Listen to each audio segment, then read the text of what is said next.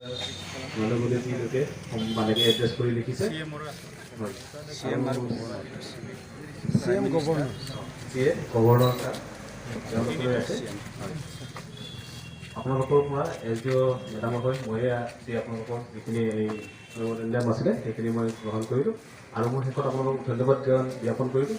ইমান ধুনীয়াকৈ আপোনালোকে শান্তিপূৰ্ণভাৱে আজি এই যি ধৰ্ণা কাৰ্যসূচী আছিলে সেইখিনি আপোনালোকে সুচাৰুৰূপে পালন কৰাৰ কাৰণে আৰু শেষত মই আপোনালোকক ৰিকুৱেষ্ট কৰিম আপোনালোকে বহুত সময় ইয়াতে ধৰ্ণা প্ৰগ্ৰেম কৰে আৰু যিখিনি যেতিয়া আপোনালোকে যাব সেইখিনি যাতে শান্তিপূৰ্ণভাৱে আপোনালোকে শান্তিপূৰ্ণভাৱে কৰি আজি এই ধৰ্ণা কাৰ্যসূচী প্ৰগ্ৰেমটো সমাপ্ত बे समाव जोङो नोंथांनिफ्राय बे खोथाखौ मिथिनो लुबैदों नोंथांमोना जे दिनैहाय गसाइगावनि सार्केल अफिसनि लांगोनायाव जे बे धर्नाखौ लानाय जादों बे धर्नाखौ मानि थाखाय लानाय जादों बिनि सोमोन्दै दिनै मोनसे गोथार सान गान्धीजीनि मोनसे जोनोमनि सान गान्धी जयन्ती डे होनना बुङो दा बे धर्ना कार्यसुचिखौ लोगोसे जितु नन भाइलेन्ट बेनि माबायाव जों मोनसे धर्ना खालामदों खारना जाहैबाय जिहेतु कारापसननि एगेन्स्टआव बे धर्नाया जिहेतु MG रेगानि जे मोनसे कारापसन बे कारापसनखौ लानानै मोनसे धर्ना जिहेतु 2 बोसोर 2.5 बोसोरनि गेजेरावनो 650 कोटि बे थाखाखौ बिथांमोना बेनिफिसारिफोरनो मोनाखै होआखै आरो एन्टियार बिटिसिआवनो जादों बे कारापसनखौ जे जों मिथिगौ जे आगोलनि जे बिटिसिखौ सालायबोनाय जिहेतु सरकारनि जिहेतु सालायबोग्रा बिटिसिखौ सालायबोग्रा बिथांमोनानो बे कारापसनखौ खालामदों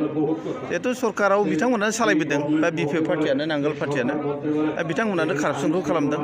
दा बेनिखायनो बे जाख्ल'नाय दुर्निति बे MG रेगा बेनि एगेन्स्टआव दिनै जों धर्ना होदों नैबे सार्केल अफिसाव आरो जों बे जिहेतु जोंनि धर्ना जिहेतु मेमरेन्डामखौ जोङो सेन्ट्रेलनि प्राइम मिनिस्टार हम मिनिस्टार आरो स्टेट चिफ मिनिस्टार आरो दानि बिटिआरनि खुंथायाव थानाय जिहेतु गभर्नर बिथांमोननो जोङो बे माबाखौ जों हरगोन मेमरेन्डामखौ जिहेतु बे कारापसननि गेजेराव जिहेतु गभर्नमेन्टनि जे government of India government of Assam बा बिथांमोना जेरैखि जाया सिबिआइ तदन्त खालामनांगौ आरो बे सिबिआइ तदन्त खालामनानै जे जाख्ल'ग्रा जे दुर्निति खालामग्रा बिथांमोनखौ मोनोब्ला जेलाव सोनांगौ दा बे खोथाखौथ' जों नोंथांनिफ्राय मिथिबाय जे कारापसन जायफोरा खालामदों बिथांमोनखौ डाइरेक्टै माने सिबिआइ इनकुवारि खालामनानै जायहा दायनिगिरि बिथांमोनखौ जेलाव हरनांगौआ UPPLनि मथ' जानांगौ बेथ' जिहेतु जोङो बेखौनो दिनै स्टेप लादों जिहेतु दिनैनि कार्जकरिया जिहेतु दिनै जे धर्ना होनाया जे जोङो कारापसन मुक्त आरो जिहेतु जोंनि बिटिआरआव माने कारापसन जाहाथे फिउचाराव फैया आरो जोंनि बे थांनाय जे सरकारफोरनि जे काराप्टेड बा कारापसन बेखौ जोङो तदन्त खालामनांगौ सिबिआइ तदन्त खालामनांगौ आरो बिथांमोनखौ जे जाय कारापसन खालामदों बिथांमोनखौ जेलाव हरनांगौ सार बे समाव आं नोंथांनिफ्राय मिथिनो लुबैबावदों जे थांनाय समफोराव जेब्लानाखि मुभमेन्ट टीमा जेब्लानाखि धर्ना खालामदोंमोन दिल्लीयाव जेब्लानाखि थाङो अब्ला हाग्रामा महिलारि बिथाङा बुंदोंमोन आङो ओजोंहाय बुंहरखाबाय बिथांमोनखौ प्रमद बरखौ लाल साहा फुदुंनानै लोंनानै नाथाय दिनैनि थारिखआव जों नुदों गावनो आसामाव BJPजों एलायन्स गभर्नमेन्ट हिसाबै बिथाङा सालायगासिनो दं थेवबो नाथाय BTC इलेक्सनखौ खुंनो थाखाय बिथाङा दिनै गावनो लामायाव ओंखारनानै धर्ना होनाय जादों दा बे बिथिङाव सारा मा बुङो एक्सुवेलि दा नैबे बिटिआर इलेक्सन दाथ' BTC इलेक्सन गैला दा बिटिआर इलेक्सनखौ लानानै जिहेतु बिथांमोना धरना होदों जाहाथे माने थाबैनो इलेक्सना जानांगौ बेखौ हाग्रामा बिथांमोननिफ्राय बा बिपिएफ बिथांमोननिफ्राय धरना होबाय थादों बेखौ जों ससियेल मिडियायावबो नुदों निउस मिडियायावबो नुदों खिन्थु नाथाय जिहेतु नैबे मोनसे प्रसेसआव दङ जे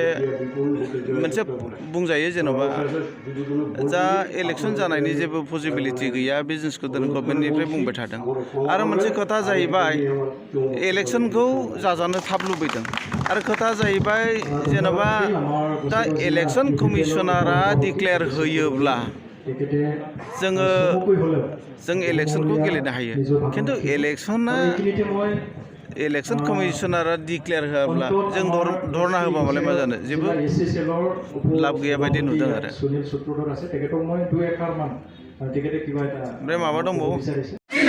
EPPL long live! Long live! Long live! EPPL long live! Long live! Long live! Dapat kelenggari CBI tolong dokoro! Dapat kelenggari CBI tolong dokoro! Dalal rakyat bondo koro! Dalal rakyat bondo koro! Dunia people GRF mudafat! Dunia people GRF mudafat! Dunia people BDO graftar koro!